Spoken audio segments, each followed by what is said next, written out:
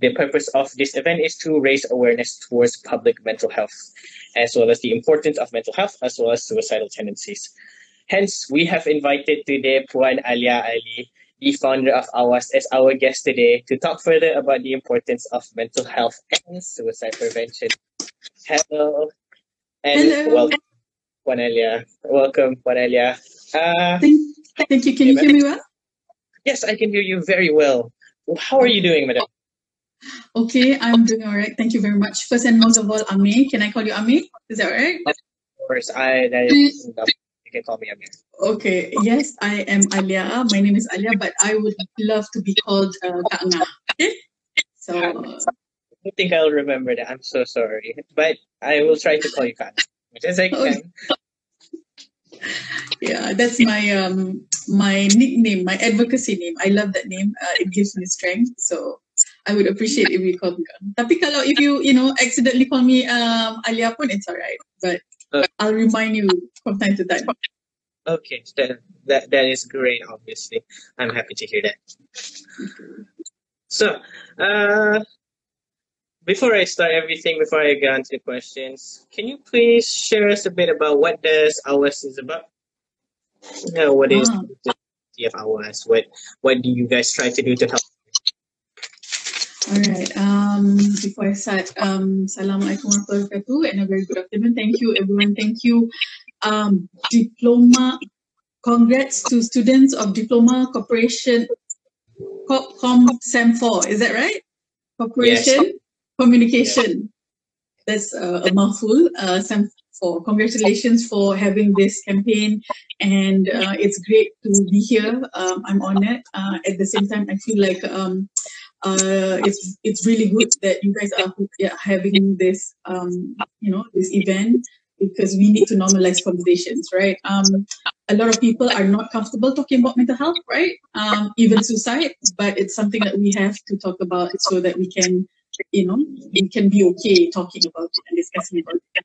So to start off, Amir, thank you for your question. A little bit about my background. I have a degree in psychology. I have a bachelor's in science and psychology and a master's degree in development studies and culture change. I am a mental health advocate. I have been active for quite some time. I am also a suicide loss survivor. Suicide loss survivor meaning I have lost a loved one to suicide. Yeah, I'm sorry too, and that's the reason why I'm here. Amir, is to talk about it. To make sure that people know that mental health is serious. Mental health issues are serious, and to take it seriously. So that's pretty much my background. And I have also been diagnosed with MDD, major depressive disorder, and generalized anxiety disorder. So basically, it's clinical depression and clinical anxiety. So being up here, being someone with experience, lived experience, that's the reason why I'm advocating for this, and I want people or students to talk about it more, talk about mental health, because it shouldn't be something that is embarrassing. It shouldn't be stigmatized, and we all need to come together and talk about it like any other illnesses. So yeah. I agree very much on that notion, because personally, mental health is a problem that not everyone advocates as well as discusses about it very naturally. And even if they do, people don't really look at it. So it's a very nice thing that you are advocating for these kinds of problems together. Of course, thank you so much for the answer. So about AWAS, is there any specific purpose the organization is trying to set up, such as either helping people more, or is there a specific way on how AWAS helps people? Definitely. AWAS is actually a program under Yayasan Zurek Care. It's been I initiated AWAS anonymously because I too was scared and stigmatized, and I was not comfortable talking about it, discussing about mental health issues and being a suicide loss survivor.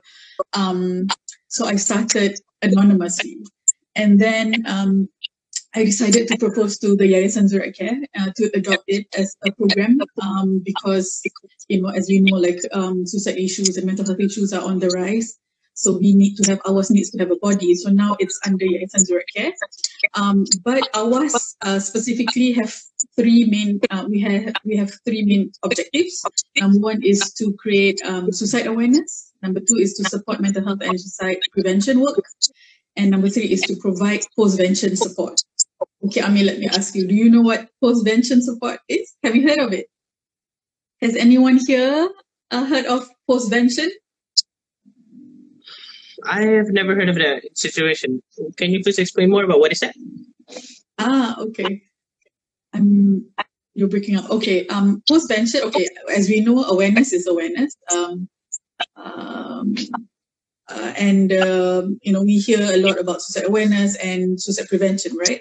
But postvention is specifically for the community, support within the community that has actually lost an individual to suicide. For instance, in a school, in college, in university, in workplace, people have lost colleagues, friends, neighbors to suicide, right? So sometimes they witness it, sometimes they are traumatized by it, sometimes they feel, the burden of guilt because they feel like they didn't do enough to help that person.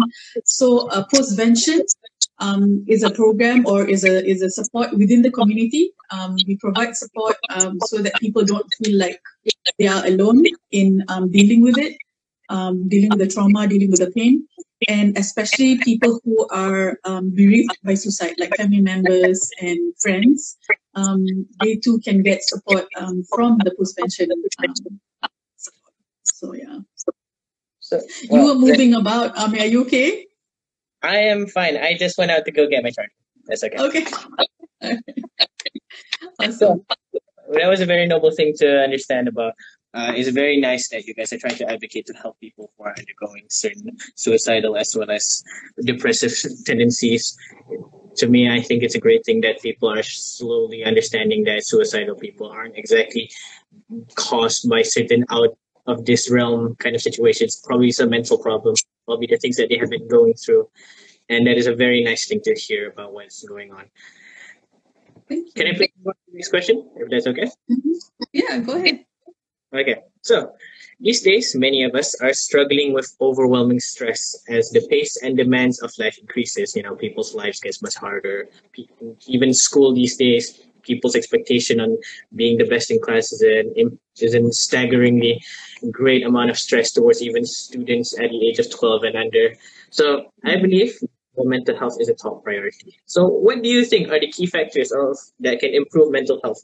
Like, what kind of things that we can cope with? Maybe how can we improve our situational in that we're upset or something? Wow, that's very interesting. I was a student as well, twice in university, of course. So because of I did my bachelor's and then I worked for a bit and then I went back to college for my master's, right? So being a student, we all know, you and I both know that sleep is something that we don't get enough. Sorry? Sorry, I lost you there. It is a very rare oddity, basically. I know, right? Yeah. So sleep is something that we don't get enough. Basically, all the healthy things, all the healthy lifestyle, exercising, enough sleep, nutritious food. These are all basic things that we all know, actually. But sometimes as students, we tend to neglect. I myself, when I was a student, and still now, if I have assignments or things that I have to work on, sometimes I still do sleep until 4 a.m. and try to complete my work, and then in the morning present, and then things like that.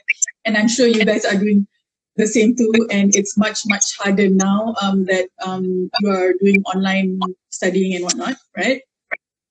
But the basic things are important. It's easy to say, okay, have enough sleep, have 8 hours of sleep.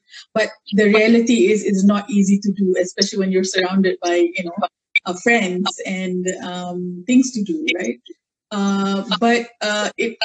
See, the thing is, everyone has mental health, but not everyone has mental illness or mental health disorders.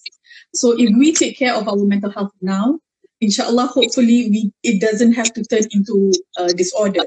But if it has turned into a disorder, or if it's on the way to becoming a disorder, it's still okay. We still need to take care of our well-being, our rest, our food, our exercise, because we tend to, even I tend to take exercising for granted, but actually through exercising, all the good hormones will be released, like, all the endorphins, all the, serotonin and all the good stuff, right?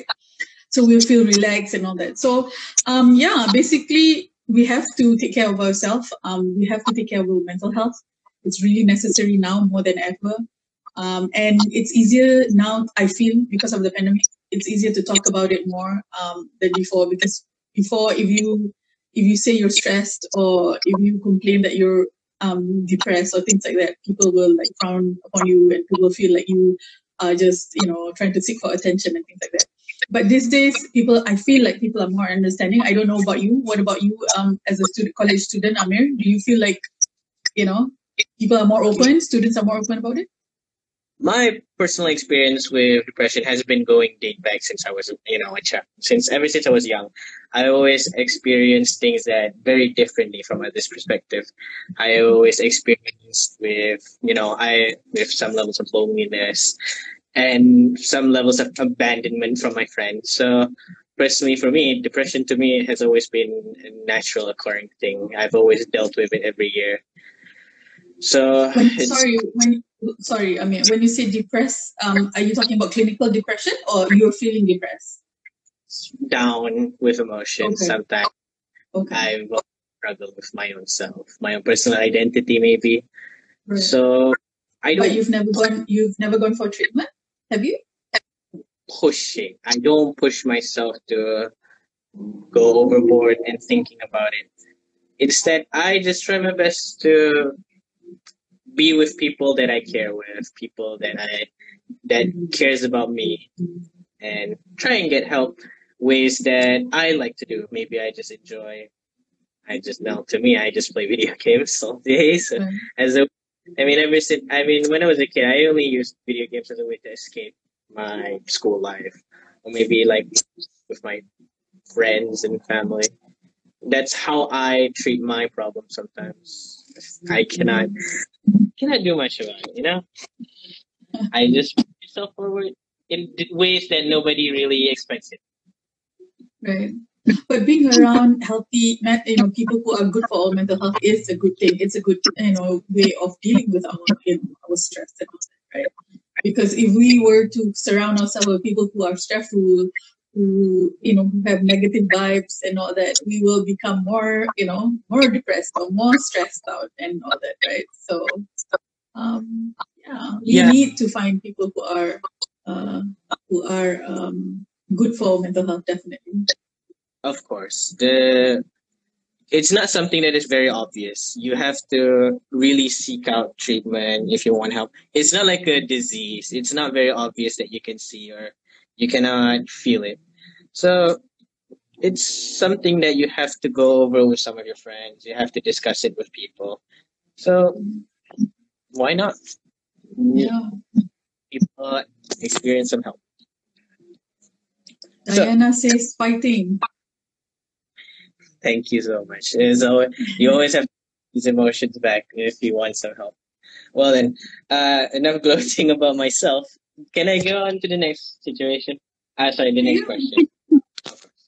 AWAS, by any chance, have you experience in treating someone with severe mental health issues? Do you want to share any experiences? Maybe some activities that happened back that have happened back in the day. Okay. I am not a psychologist, even though my degree is in psychology.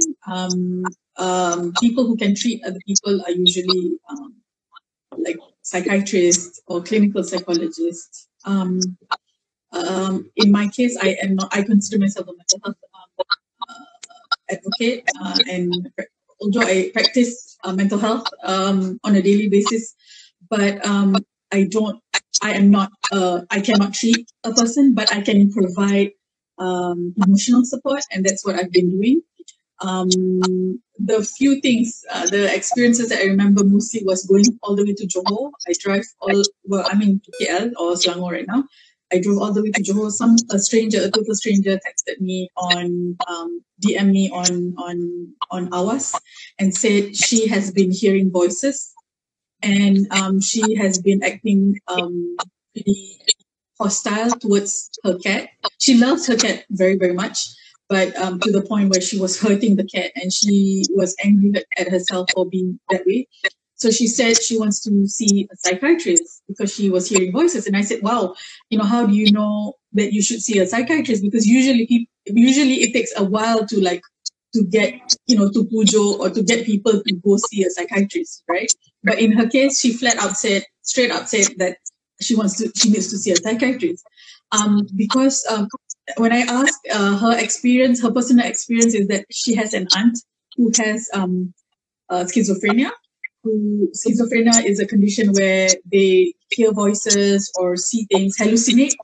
So she said she was hearing voices and she is so used to it, like looking at her aunt.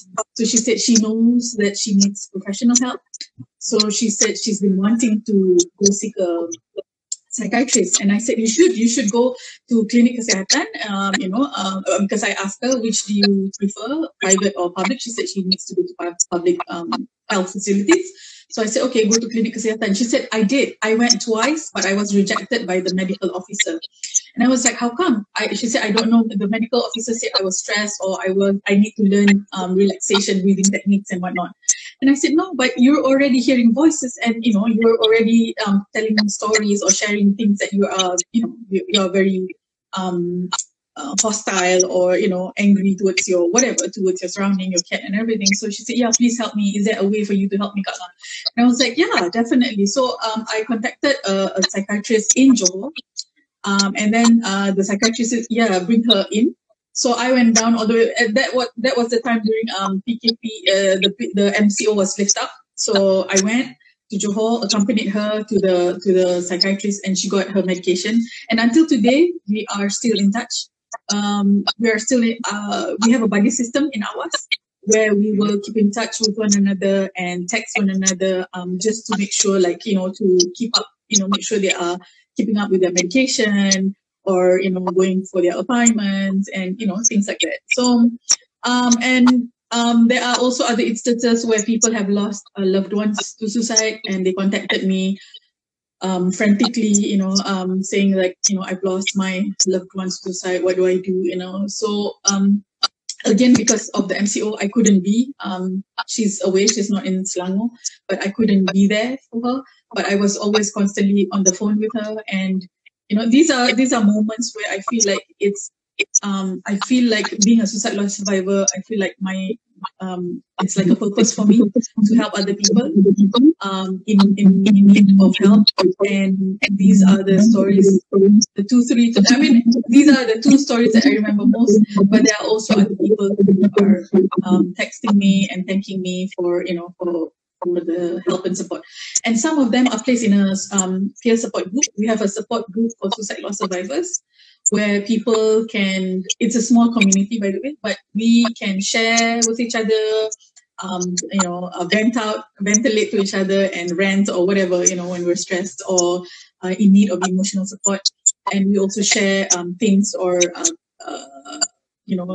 educational stuff, information on how to cope with stress, how to cope with loss, grief, and things like that. So these are some of the stories. There's a lot more, but these are some that I want to share. Yeah. Well, it goes to show that some of the stories that you cannot share are probably very important. But with the amount of stories that you cannot share, it just goes to show how much you are able to help others in dealing with their problems. So it's a very noble thing that you are trying to help others regardless of your situation. So it's a very interesting take on what you have been doing for it. Personally, for me, I have never tried helping others because I've never had the confidence to try and help others on their personal problems because I am not good at dealing with my own. So I don't push myself. So I don't want to disturb people's situations myself. But sometimes we feel like because we're not equipped, right? Like we think that we might say the wrong things or might, put the person at a more, yeah. Are you hearing me clearly, Amir? Because it's really, there's a lot of noise here. Okay, I'm so sorry. Let me turn it down. Sorry. Okay. Oh, it's you. Like there's a music there? No, I'm talking about the line, like noise with the line. I feel. Is it? Oh, there's noises. Okay. Let me try and. So can you hear me more clearly now? Yeah, better now. Yes.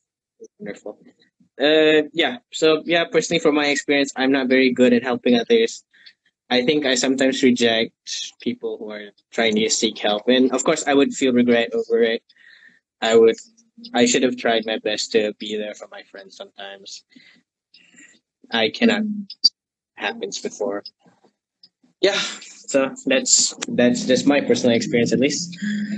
Right. But sometimes we don't want to help because we feel like we might say the wrong things, right? We're worried that we'll say the wrong things, or sometimes we need to take care of our mental health first, right? Because if we're not ready, if we're disturbed or we're like really stressed out and depressed, we can't afford to help other people, right? So our mental health is always number one, before we can extend our help to others as well. Yeah. Everyone can help each other, and not everyone can try and be there for everyone. And sometimes it feels more burden rather than helping sometimes towards some people. But the important message that we need to convey here is that if we know someone who is struggling with their mental health, right, who are clearly depressed, you can look it up, all the early signs of depression or early signs of warning signs of suicide. These are important to learn, I feel, because sometimes we don't know. Like a suicide loss survivor, being a suicide loss survivor, we tend to overlook or we tend to dismiss when people are struggling with, because we think that, it's just a phase.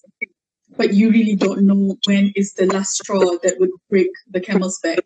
So if we know someone who is struggling, who is really obvious that they are struggling with their mental health, we need to, if we can't afford to help them personally, we need to channel them to somebody who can afford to help them. It's really important, Yeah, sometimes people have emotional states where they just can't handle it anymore, and I wouldn't be surprised if some of them have mental breakdowns. So some of them may be unstable, but you have to give them the benefit of the doubt, especially if they cannot control their emotions, especially people who are genuinely suffering from mental disorders. Really cannot. Speaking of people who need help, I ask the question: is there a way we can contact you or AWAS if we need help, or simply need someone to talk to? Is there anyone who can seek help, of course, from AWAS themselves? Most definitely. We go by, there's a number if you go to our Instagram, and I can say it out loud as well, 01023444808. But the number you can find it in our Instagram and Facebook. It's a care line for texting.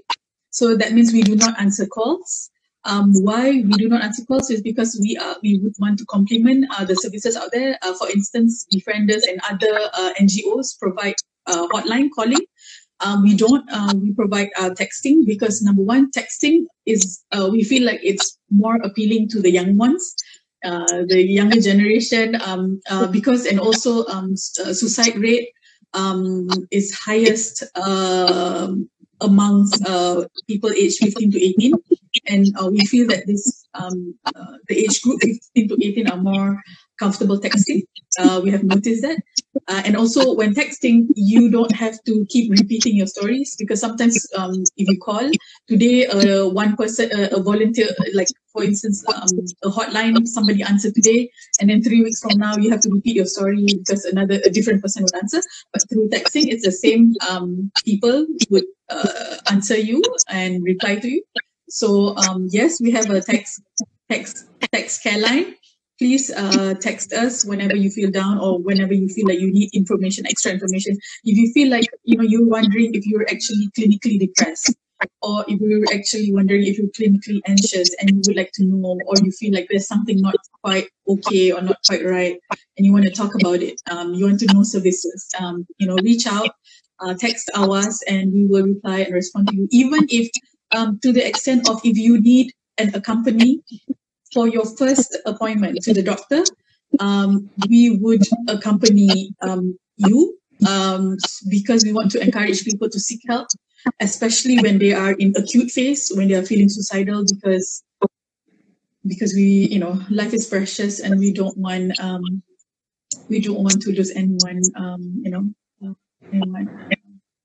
Well, to prevent people from feeling down or feeling upset with their mental problems.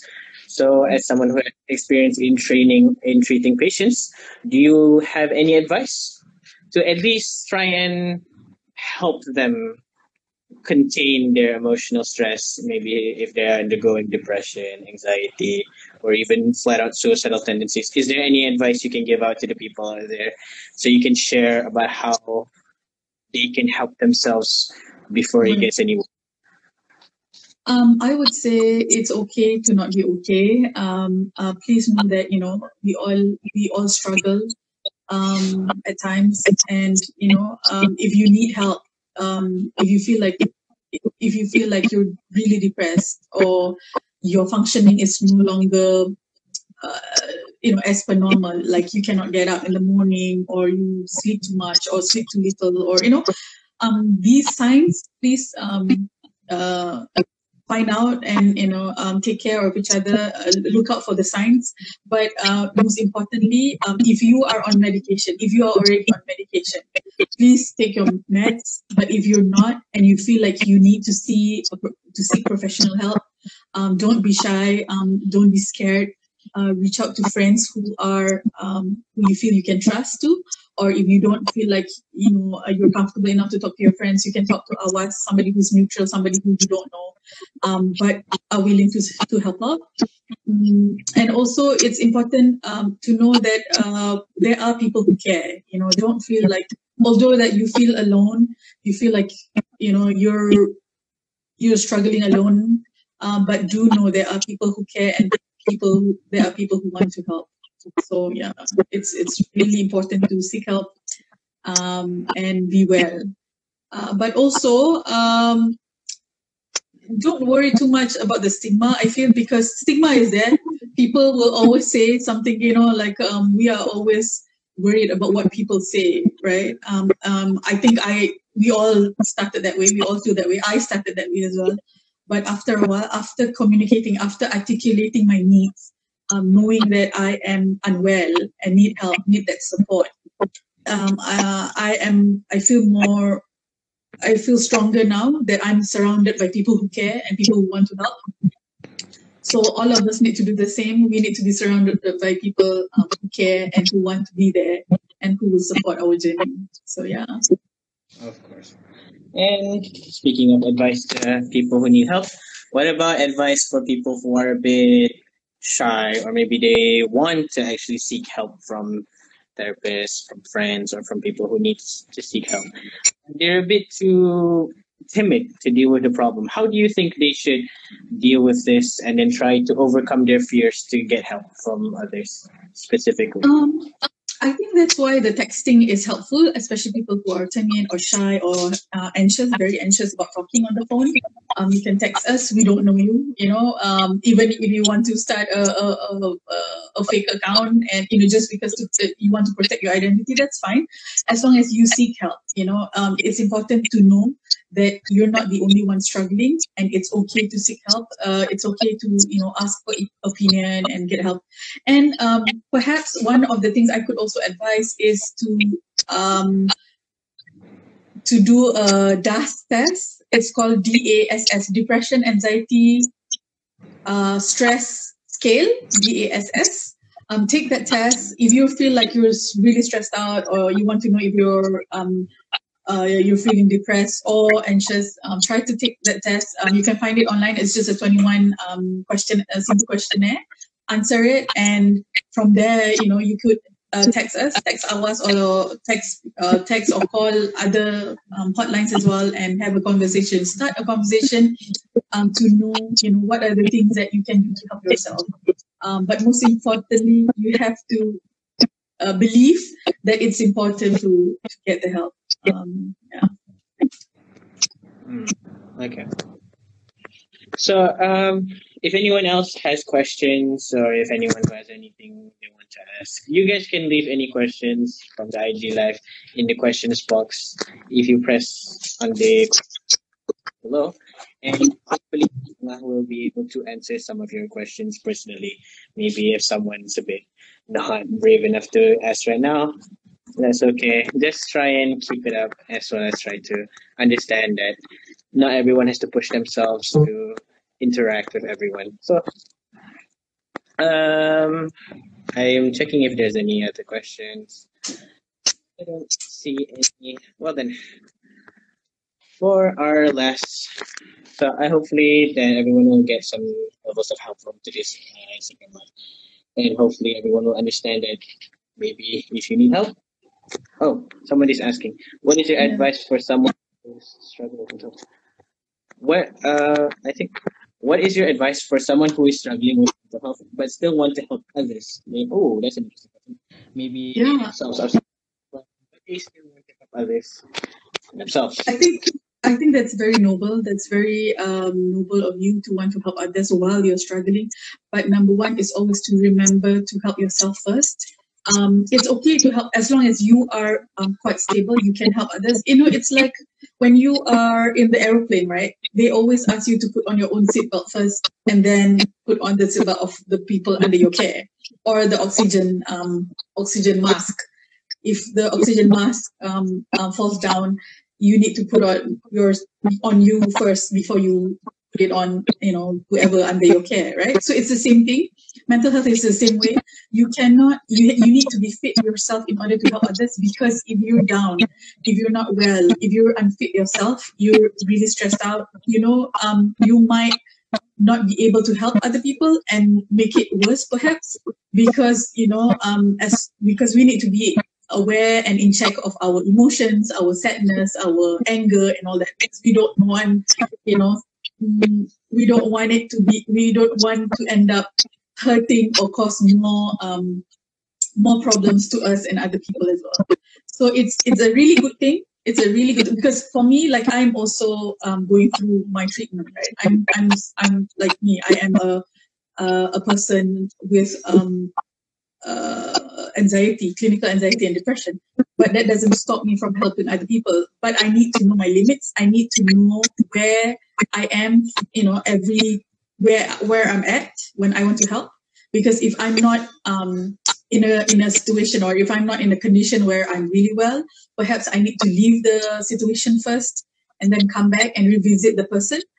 Perhaps I need sleep or rest, or other things that would keep my mental health in check first, or things like that. So it's really important to take care of our mental health first before we help others. Yeah.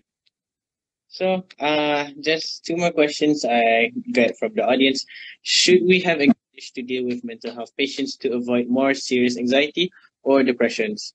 Like, basically, should we acknowledge how to deal with these mental patients to avoid even more serious anxiety or depression? Do you understand? Or to avoid? Sorry, come again. To avoid?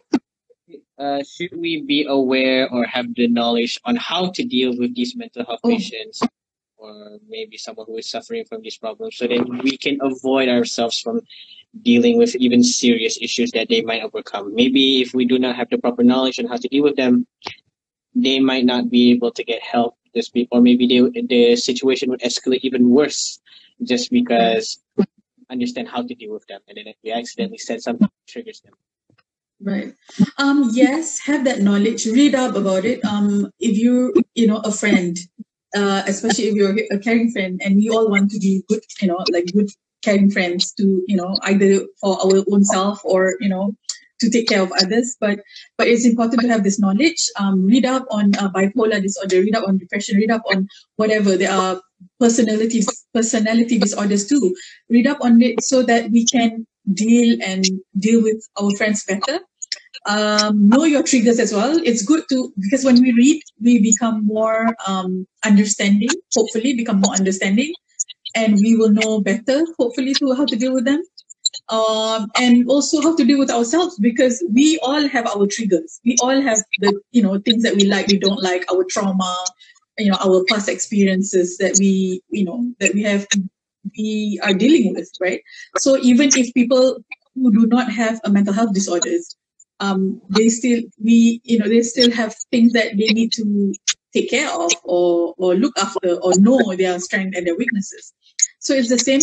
It's just a mental health disorder. It's a condition that can be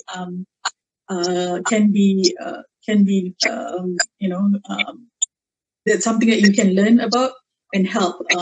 Because if you are equipped with the knowledge and experience, and then you can deal with your friend, with that person better.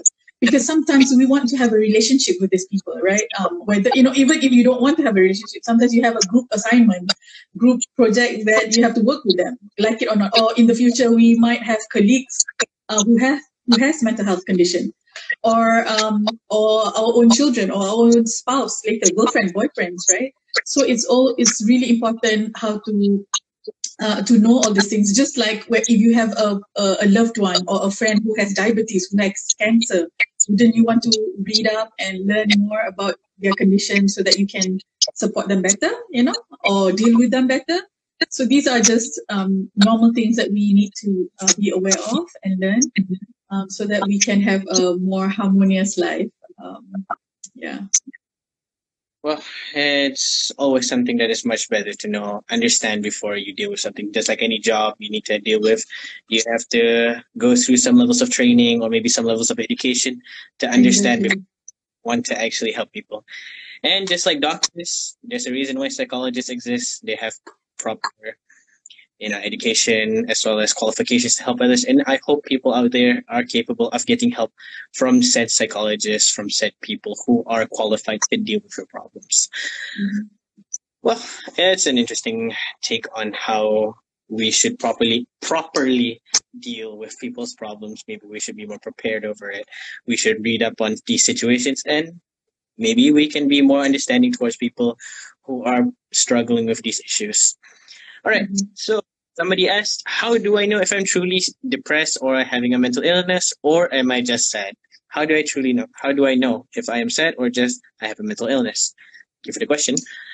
So, Kak Nga, what do you think? How do people truly identify that they actually have a mental illness, or they're just feeling some temporary mental just sadness? Right. How can we? Okay. Yeah. You can read up about it, but please do not self-diagnose. Self-diagnose is very, very dangerous. It's important to go and get help. It's important to get diagnosed. The thing is, it's better to go to seek a doctor, and then doctors say, oh, you're not depressed, than to assume that you're depressed and not get treated. You know what I mean? It's okay. Try first and most of all, you can try the DASS test, the DASS scale, DASS. Try to do that scale and bring that to the doctor. If your depression scale is higher or highest, then it's something that you need to worry. And also look at your sleeping pattern, your behavior pattern. If you have been sad for too long, like many cry spells, you've been too sad or been crying off and on for 2 weeks, you cannot eat, or you cannot sleep, or your sleeping pattern or eating pattern is disturbed. There are many things to look at, and these are just some of the things that I'm just throwing in here.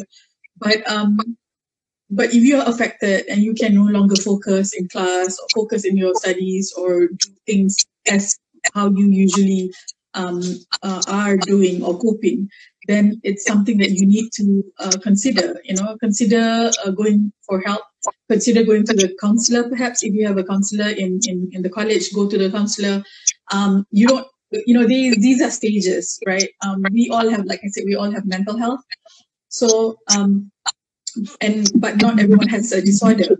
But sometimes to get to a disorder, it's a stage you go through, and don't wait until. Hopefully, please don't wait until it's so bad, it's so severe that then only you go seek help. It's best to seek help when. Sorry, I'm hearing a lot of noise. It's best to seek help when you are already feeling stressed out. Even right now, like you're wondering already if you're sad or you're depressed. That means there's something not quite right there, or something happened. Especially right now with COVID, a lot of loss, a lot of grieving. So don't hesitate to seek out for help. Ask a professional, ask a counselor.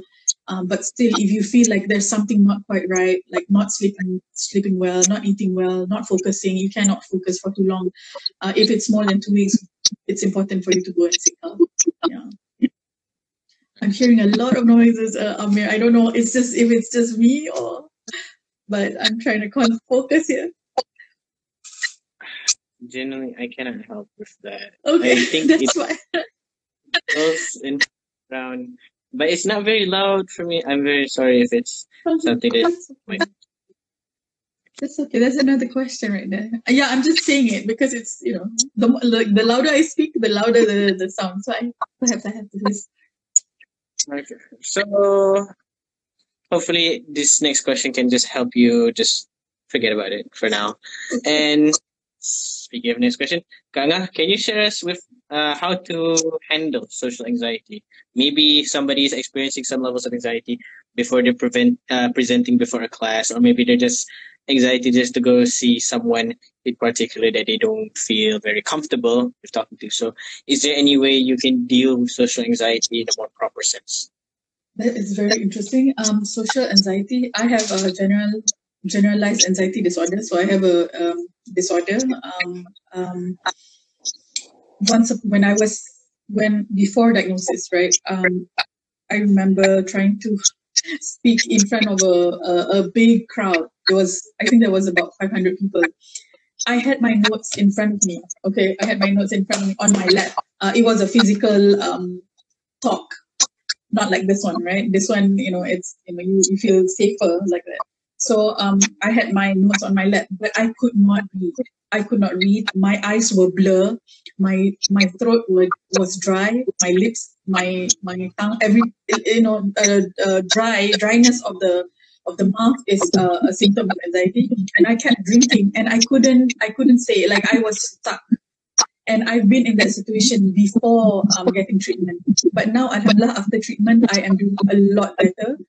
But in your case, social anxiety, you have to find out where you are as far as the social anxiety. Is it just an ordinary social anxiety where when you feel like when you meet other people, at first you are feeling worried that you might say the wrong things, or that person might not like you, or things like that? Or is it really social anxiety to the extent of you can't function, you can't meet in class, you can't attend classes?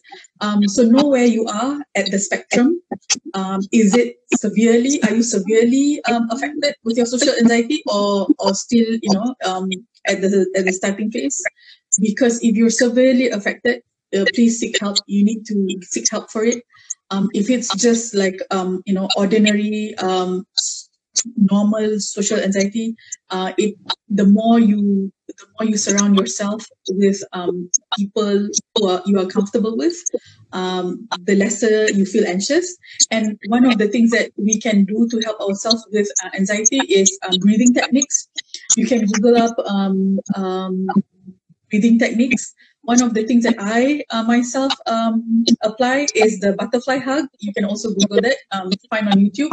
It's where it's like a butterfly hug, like that, and then you tap on your chest in order to regulate your emotions. Because when you're anxious, right, you have there's palpitation, your breathing is out of control, and you feel like really anxious. So butterfly hug will help you regulate your emotions slowly. And also breathing techniques. Find the breathing techniques, or another way is grounding techniques. You can find grounding techniques on Google, on YouTube as well. 5, 4, 3, 2, 1 grounding techniques. 5 things that you can see, 4 things that you can hear. 3 things that you can smell, or I can't remember the sequence, but 5, 4, 3, 2, 1 grounding technique. Grounding techniques are good because when you're anxious, your mind is all over the place, your breathing is haywire, you become really scared, and you can't focus, you can't listen to what people say, or you become stuck or numb. That's when you do grounding techniques, it will help you to be grounded again, to know or realize that you are safe, that you are not in a very scary situation. It's something that you can help yourself to control slowly. So look up butterfly hug technique, grounding technique, and breathing technique. These three are really good for us to help us compose during when we are feeling anxious. And if you are really severe with your social anxiety, exposure therapy will help. I don't know, like I said, it depends on where you are at the severity, at the spectrum. I think we all to a certain extent have social anxiety, but if it's too severe, reach out for help. You need help so that you can function and have a more quality life. Yeah. Hope that helps. Seeing as how there are not very direct ways to get help with social anxiety, maybe that there are not a lot of ways to help cope with social anxiety, to help them calm them down. It's nice to know that there are some specific techniques we can use to at least calm us down before we do anything. Mildly, maybe something that can be in a public setting that we have to deal with the public, or maybe we have to deal with someone, or maybe just a bit of person. I understand that is a very good advice for social anxiety. Thank you. Okay, so last question. Last question from the audience. Malay cultures, for example, normally assume having mental health issues is an issue. What is your advice, or maybe what is your opinion on that kind of notion? On that. On that, meaning like we tend to relate Malay culture, tend to relate it with spiritual stuff. Is that what the question is? Yes, say most people in Malay culture, they see that mental health is mostly an issue. And to you, do you think that is true, or do you think that is not true? And what is your advice for anyone who has actual mental health issues? What do you actually think about mental health in general? Okay. Number one, I think I feel there's a problem with the saying biar mati anak jangan mati adat, right? There's a Malay saying that says that, and I feel like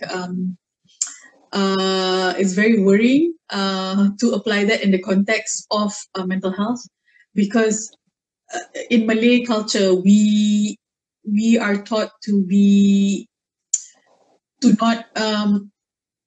not talk about our weaknesses or aib, but if you look at mental health issues, right, as needing help, as things that you need to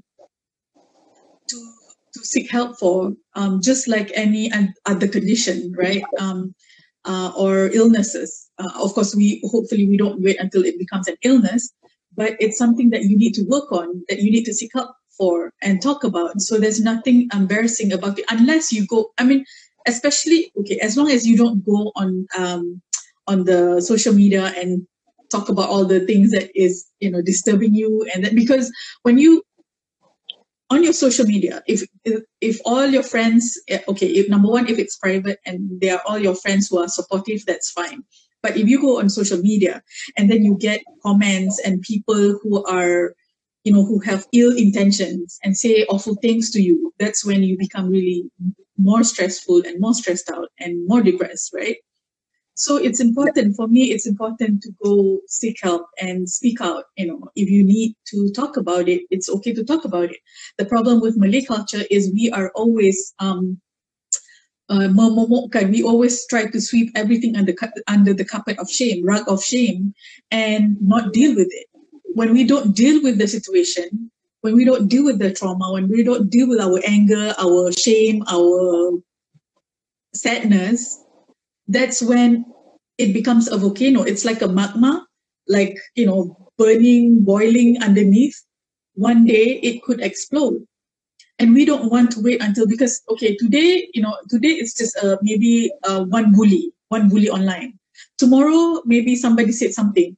Next day, it keeps piling up. It keeps building up to a point where it can burst into something else. So my take is like, don't talk if you must, speak out and seek for help if you must. The problem with Malay is we tend to look at mental health issues as tak cukup iman, you're not praying enough, you don't solat enough, you don't read the Quran enough. And I think that's dangerous, because the moment you say that to your peers, or the moment parents or teachers or whoever say that to other people, they would stop these people from opening up, right?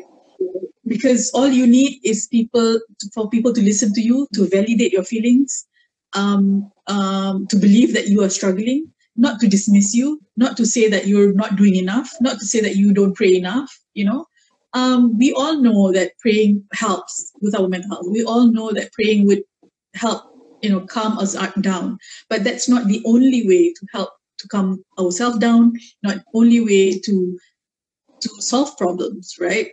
Just like, when you have a headache, you take Panadols, right? Or when you have, acne problem, pimple problems, you go to sick doctor. It's just the same way. If you need help, if there's something wrong, something not quite right with your functioning, you need to seek help. And we need to move away from that, from the culture of, being ashamed and not talk about it, because it will affect us much more.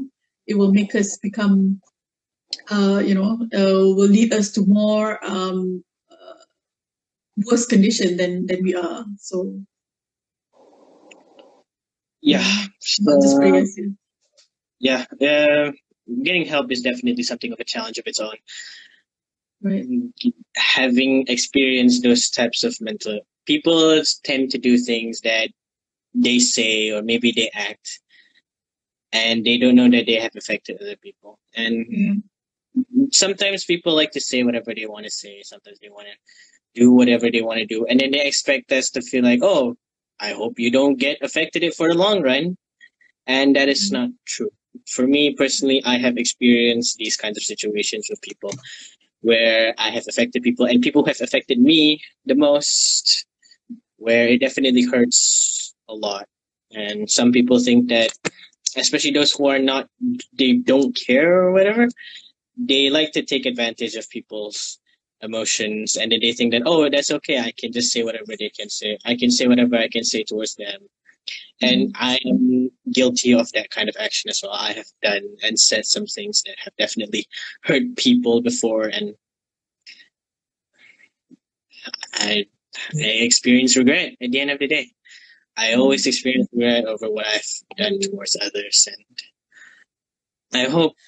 You see, Amir, it's very brave of you to say this live, that you have done things that you regret. We all have done things that we have regret, right? But it's okay. We are human. We are human beings, and we make mistakes, right? And it's good that you're owning up to it. But the most important thing is what you do after realizing that you have done, that you have hurt that person, or you've done damage to a person's emotional health or whatever, right? I mean, we all make mistakes, but it's okay to we must own up to them and change that and correct that. And hopefully by having a lot of people like you who can own up to their, be responsible or own up to their mistakes, the world become a better place. And here I see parents, one of the comments say that parents are not understanding when it comes to this. It's true. The older generation they are a lot harder to accept or understand issues on mental health. I myself am struggling at the moment. I'm dealing with, on AWAS, there are a lot of 15 years old, 16 years old communicating with AWAS, saying that they are depressed, they cannot focus in class, they are suicidal and things like that. And sometimes we try to approach the parents and tell the parents that, your child needs help. Your child needs to, having suicidal thoughts. But I admit that it's not easy. Even parents are refusing to receive the help or receive the support, receive the what we are saying, or be open up to what we're saying. So we ourselves are struggling. If only we could help, because anyone who is under 18 are under are under their parents, and we can't simply take them to the doctor, or we can't simply take them to the counselor, or we can't simply give them help without the parents' consent. So, but we hopefully, with more conversations like this, the more we normalize conversations on mental health, on suicide, hopefully parents become more aware and more understanding. Even if you feel like your parents do not understand, or refuse to understand, or refuse to believe that you're struggling, keep on doing what you're doing. Keep on looking for help. Keep on read up on the mental health issues, and find educational videos on mental health and share with your parents. Try to have healthy conversations like this. If not to your parents, maybe your siblings, your elder siblings, and things like that. Slowly, or find aunties or uncles who are more understanding, and get them to convince your parents, or things like that. Yeah, it will take some time, believe me. Just like graduating, right? Just like graduating, it's not 1 day work. It's not 2 days work. To graduate with a diploma or a degree, it's it's like a foundation you have to keep building up, and to achieve that, right? So it's the same way. To achieve your parents' approval, to achieve your parents' support, sometimes you need, there are a lot of work to do. And here at AWAS, we are willing to help and work with you, support you. If you think you want us to speak to your parents, perhaps it's something we can do, and we have done. But having said that, not everything is smooth sailing, and sometimes we are still working on it. It's not a one night success. So please be patient, communicate with us, let us know what are the things that we can do, and perhaps if you think you need us to speak to your parents about this, we are more than happy. The most important thing for us is that you get help, that you don't give up hope on life. We are peers. The people in AWAS are peers, people who have gone through lived experiences of mental health disorders and losing loved ones to suicide. And the last thing we want is to lose anyone to suicide. So before that happens, let's not wait until things get worse for us to reach out for help. Of course, I guess sometimes I get things in the way, and after discussing about my own personal problems, and I'm very thankful for being able to at least share some of my experiences with you, Kana. It's been very nice to let others just hear out my problems. But what about you? Do you have any experience with any mental health issues before, like more specific problems that you would more willing to share with us now, that you want to tell us? Is there anything specific you want to share with us? Any stories? Sure. Like I said, I am diagnosed with MDD. Major depressive disorder, and generalized anxiety disorder, or layman terms is clinical depression and clinical anxiety lah. Put it that way. Yeah, I'm still under treatment, and there are days when it's harder than usual. There are days when I'm still struggling, but one thing for sure is that when I lost a loved one to suicide 10 years ago, I still carry the guilt until today, the guilt of not helping, not being able to help, or not being able to save my loved one. And I can see in here, I can see some of my peers who have also lost a loved one. It's a traumatic journey. It's a painful journey, but it's something that we can work on. And I believe in post-traumatic growth. I believe if we are struggling, right, and we look at other people who have done it, who have gone through it, who have achieved it, it provides us hope. it provides us inspiration to keep going. Just like that the motivational speaker who doesn't have arms and legs, Nick something, which I can't pronounce the last name. That guy? No arms and legs. Yeah, and he's been on the Everest, right?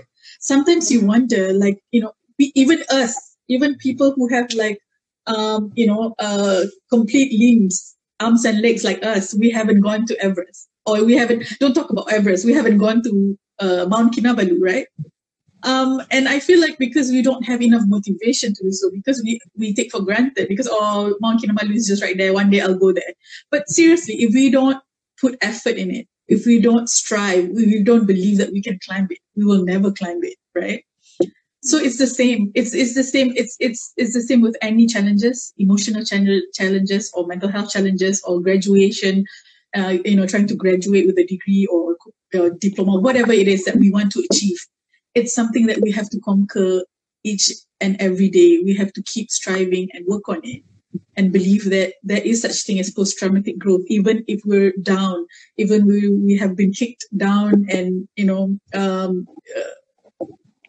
how do you say that? Like, you've been down, and you've been down in the rat and mess, going through all kinds of mess, right? It's something that you can still something you can fight and stand up and pick yourself back and dust yourself and keep on going.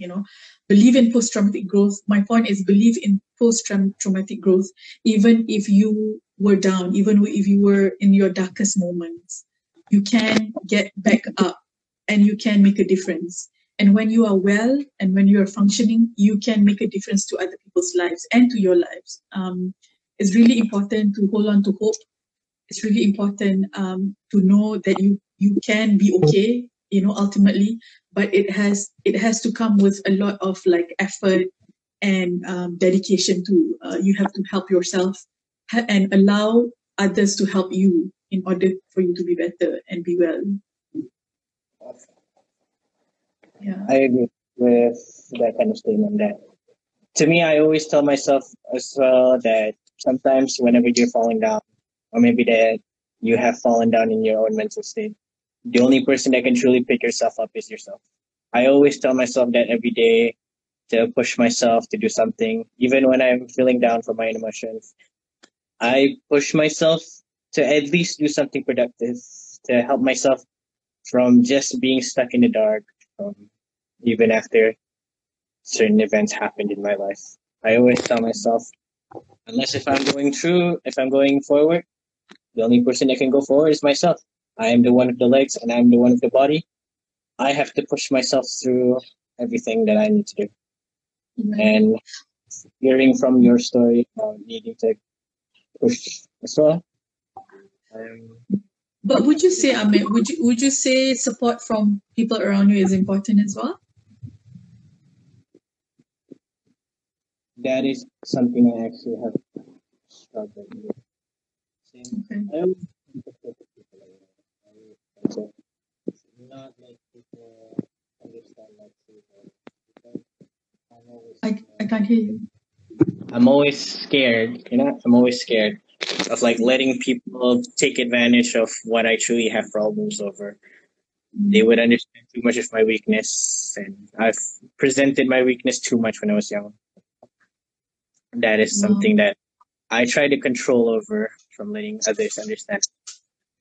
Even towards my friends, my family, I always think that keeping it to myself is something that I would rather keep. Not showing my own personal emotions towards others is probably a better thing that I can do for others. But there's always another way. Well, as long as it's not causing you pain, if you think you are okay that way, that's fine. But if it's affecting you mentally, emotionally, that's when you have to do other things than to just keep to yourself, right? Sometimes it depends on the person's state. Like, one thing that works for you may not work for me, or one thing that works for us today may not work for us in 3 years down the road. Things like that, right? I mean, we have to keep up and change and change with our needs. Sometimes our needs change and we become a different person, or we need to alter our behavior. In order to fit our whatever is relevant to us. Yes, I definitely agree. Well, it has been a while since we started talking, and I have taken enough of time for everyone. Well, ladies and gentlemen, that wraps up our afternoon. As the saying goes, to every beginning there is an ending, and for now, the event has come to its end. Thank you so much towards AWAS as well as Miss Adia. I'm sorry, Kak Nga. It's fine. Thank you for joining us today. And on behalf of the organizing committees, I would like to apologize for anything that I've said, especially everything that I've done earlier, especially that I am not focusing towards everyone. I'm sorry towards everyone who got confused and then the light just started to turn off. I hope everyone accepts my apology and then accepts that what I've done today is. I'm just hoping that everyone will accept my apology for today.